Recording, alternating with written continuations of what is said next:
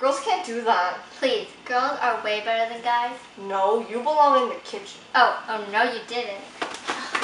Children! Stop, by Jane. Grandma tell you a story. When I was your age. Back in the days, during the war, women were equal to children. No say in what men had to say, no rights when men had decisions.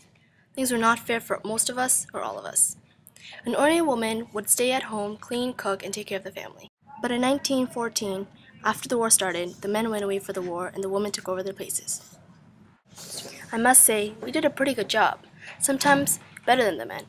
We took up munition factories where they make weapons for the war. Up to 30,000 women ended up working. We earned less money than the men counterparts because they were still considered to be the primary wage earner. Also, during the 20s, the view on women in society changed rapidly when the fashion and attitudes of women changed. They also started revealing more skin and having fun. We were free to dress the way we wanted without showing too much skin. During the 1927, famous Western woman called Alberta's Famous Five asked if women were considered persons according to the Constitution. The 5 women went to justify that women were considered persons and they could be qualified for Senate appointments. It still took some time for people to adjust to the laws and rules, and including them in the political field. In 1929, the British Privacy Council overturned the earlier Supreme Court decision and agreed to let women be a part of the Senate. Some of the men were furious. A lot of the women were also supporting the men and agreed that this was going overboard. As time went by, many young women who graduated became doctors, lawyers, and business executives. Wow, I didn't know women did that much. See, I told you we worked really hard. What else happened?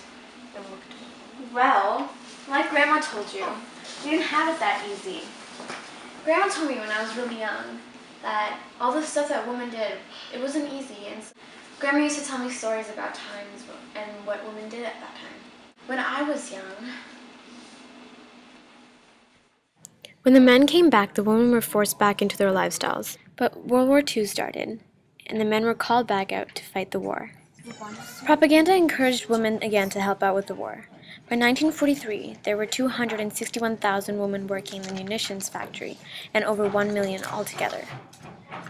It became a common sight to see women in overalls and working under construction, and even driving trucks. But even though they worked just as much as the men, they were paid less than them. The others were picking on women that were confident enough to work men's jobs. In spite of the efforts of so many women, many people were still uncomfortable with the idea of a woman becoming unfeminine. When women started working in the army, it caused even more arguments among the people. Canadians were forced to re-examine the stereotypes of women. Doris Anderson, a magazine editor's assistant, introduced a strong feminist slant to the editorials about Canada's outdated divorce, abortion laws, and discrimination against women in politics and trade unions. This raised awareness among people, even in the United States. Thanks to her efforts, the Canadian government appointed a Royal Commission on the Status of Women in 1967. It was made politically aware of the abuse of women's rights. The second wave of activism in 1960 secured women additional rights in the workplace. More and more women started graduating as the years went by. They started studying for law, medicine, and being teachers. Women became more aware of how they weren't treated equally and started working jobs that men worked at. They wouldn't go back to their old lifestyles that easy anymore. What happened after? Well, in 1969, women involved in divorce cases argued that their roles in the home entitled them to a fair share of money and property, even though it was in their husband's name. Immigrant women found jobs as domestics in private homes where low pay and exploitation were common. They feared being deported if they questioned their pay or working conditions. The stereotypical roles were slowly dying. For example, it was no longer unusual for men to go grocery shopping or take parenting leave to care for a newborn. The number of architects, engineers, and urban planners increased by 100%.